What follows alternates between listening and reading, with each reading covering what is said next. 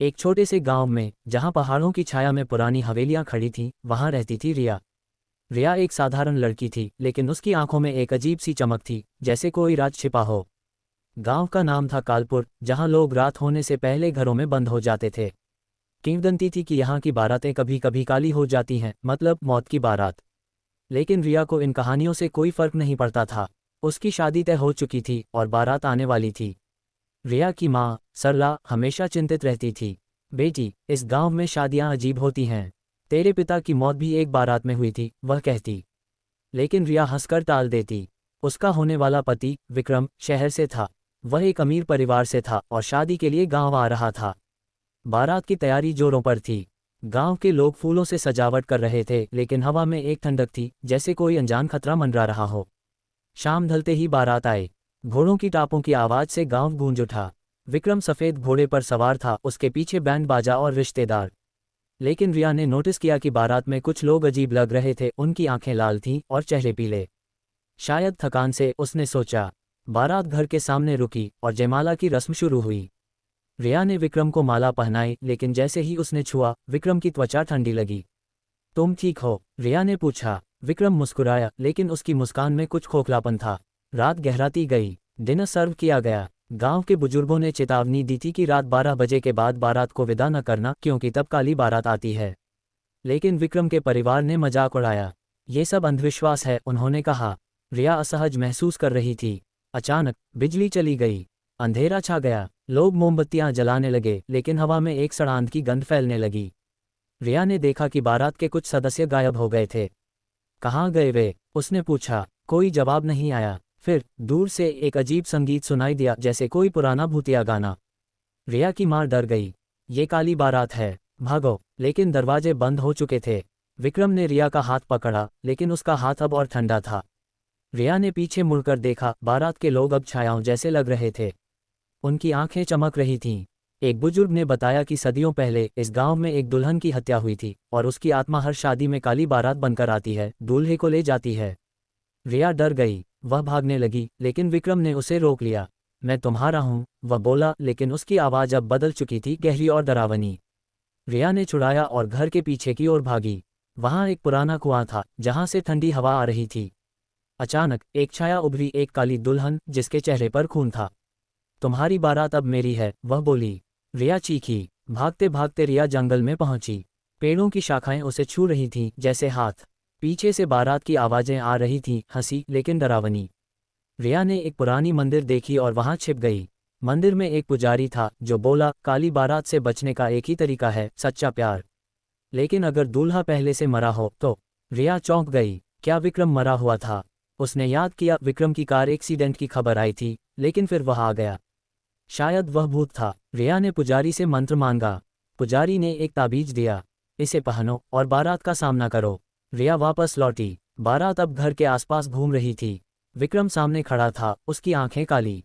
आओ मेरी दुल्हन, वह बोला। रिया ने ताबीज निकाला और मंत्र पढ़ा। विक्रम चीखा और गायब हो गया। लेकिन काली दुल्हन अभी भी थी। वह हंस रही थी। ये तो शुरुआत है, वह बोली। रिया जागी। क्या ये सपना था? नहीं, घर में लाशें पड़ी थीं। उसकी मां गायब थी। रिया ने तय किया कि वह इस रहस्य को सुलझाएगी। गांव के बुजुर्गों से पता चला कि काली बारात हर 10 साल में आती है, और इस बार विक्रम इसका शिकार था। रिया ने विक्रम के परिवार की जांच की। वे सब मरे हुए थे, लेकिन जिंदा लग रहे थे। अब रिया को बचना था। रिया अब अकेली थी। घर में सन्नाटा था, केवल हवा की सिसकियां सुनाई दे रही थीं। वह बाहर निकली। चांदनी रात थी, लेकिन चांद लाल लग रहा था। गांव के रास्ते सूने थे, जैसे सब भाग गए हों। रिया ने सोचा, मुझे विक्रम की सच्चाई पता करनी होगी। वह विक्रम के शहर जाने वाली सड़क पर चली। रास्ते में एक पुराना कब्रिस्तान था, जहां से ठंडी हवाएं आ रही थीं। वहां एक कब्र खुली हुई थी, विक्रम का नाम लिखा था। रिया का दिल धड़क गया। तो विक्रम मर चुका है। फ्लैशबैक में रिया ने याद किया कैसे विक्रम से मिली थी। शहर की एक पार्टी में वह आकर्षक था, लेकिन अब सब झूठ लग रहा था। कब्र के पास एक डायरी मिली, जिसमें लिखा था, काली बारात का श्राप, जो दूल्हा मरता है वह बारात बनकर लौटता है। रिया ने डायरी पढ़ी। सदियों पहले एक राजकुमारी की शादी थी, लेकिन दूल्हा धोखेबाज था। राजकुमारी ने खुदकुशी की और श्राप दिया कि हर बारात काली होगी।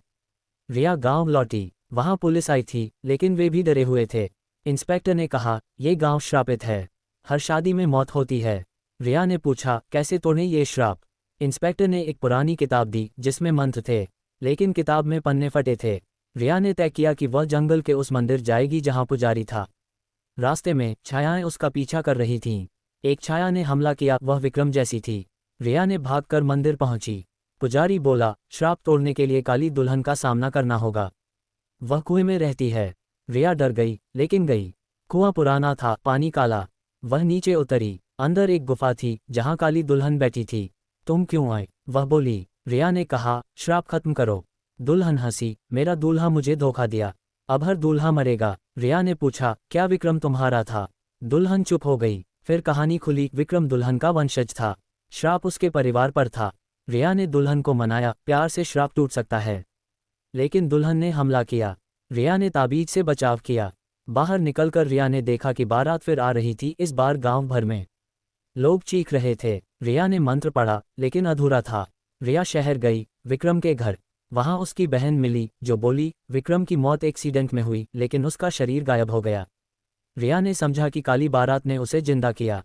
अब रिया को श्राप की जड़ ढूंढनी थी, राजकुमारी का कंगन। वह कंगन कब्रिस्तान में था। रिया गई, लेकिन वहां भूतों का जमावड़ा था। एक भूत ने कहा, कंगन लेने से मौत आएगी। रिया ने लिया। कंगन चमका और दर्शन हुए राजकुमारी की कहानी। राजकुमारी का नाम था काली। वह प्यार में धोखा खाई थी। रिया ने कंगन पहना और काली का भूत आया। तुम मुझे मुक्ति दो, वह बोली। रिया ने मंत्र पूरा किया, लेकिन तब विक्रम आया, अब पूरी तरह भूत। वह रिया को ले जाने लगा। रिया ने कंगन से हमला किया। विक्रम चीखा। रिया अब कंगन के साथ थी। कंगन में शक्ति थी, लेकिन खतरा भी। वह गांव लौटी, जहां काली बारात पूरे कब्जे में थी। घर घर में भूत घूम रहे थे। रिया की माँ मिली, वह जिंदा थी, लेकिन डरी हुई। बेटी, भाग जाओ, वह बोली। लेकिन रिया ने कहा, नहीं, मैं लड़ूंगी। वे दोनों मंदिर गईं। पुजारी ने कंगन देखा और कहा, इससे श्राप टूटेगा, लेकिन बलिदान चाहिए। बलिदान क्या? पुजारी ने बताया, एक सच्चे प्यार का। रिया को विक्रम से प्यार था, लेकिन अब वह भूत था। रिया ने योजना बनाई, बारात को कुएं के पास बुलाना। वह बाहर निकली और चिल्लाई, काली आओ। बारात आए, विक्रम आ गए। रिया ने कंगन दिखाया। विक्रम रुका। रिया, मुझे मुक्त करो, वह बोला, लेकिन आवाज काली की थी। लड़ाई शुरू हुई। भूत हमला कर रहे थे। रिया ने मंत्र पढ़ा, कंगन से रोशनी निकली। भूत जलने लगे, लेकिन काली मजबूत थी। वह रिया पर झपटी। रिया गिर गई। माँ ने बचाया, लेकिन घायल हो गई। रिया रोई। तब विक्रम की आत्मा अलग हुई, वह अच्छा था। रिया, मुझे मारो, वह बोला। रिया ने कंगन से वार किया। विक्रम गायब हो गया। काली चीखी। श्राप कमजोर हुआ, लेकिन पूरा नहीं टूटा। रिया को पता चला कि काली का असली दूल्हा गांव में छिपा है, एक पुराना राजा का भूत। वह राजमहल गई, जो खंडहर था। वहां राजा मिला, बूढ़ा भूत। तुमने मुझे धोखा दिया, काली बोली। राजा हंसा। रिया ने दोनों को सामना करवाया। राजा ने माफी मांगी। काली रोई। श्राप टूटा, लेकिन तब ट्विस्ट, रिया खुद काली का अवतार थी। कंगन ने उसे बदल दिया। अब वह काली बारात की रानी थी। क्या? रिया जागी, सब सपना लग रहा था। लेकिन नहीं, गांव नष्ट हो चुका था। वह अकेली बची। रिया अब श्राप से लड़ रही थी। कंगन उसके हाथ में था, लेकिन वह खुद बदल रही थी। उसकी आंखें काली हो रही थीं। माँ ने कहा, बेटी, इसे उतारो। लेकिन कंगन चिपक गया। रिया ने शहर जाकर मदद मांगी। एक ओझा मिला, जो बोला, श्राप तुम्हारे खून में है। रिया का परिवार काली का वंश था। अब उसे खुद बलिदान देना था। रिया वापस गांव आई। बारात फिर आई, इस बार बड़ी। भूतों की फौज। रिया ने कंगन से युद्ध किया। भूत मरते गए। विक्रम की आत्मा मदद करने आई। रिया, प्यार से जीतो। रिया ने काली से बात की।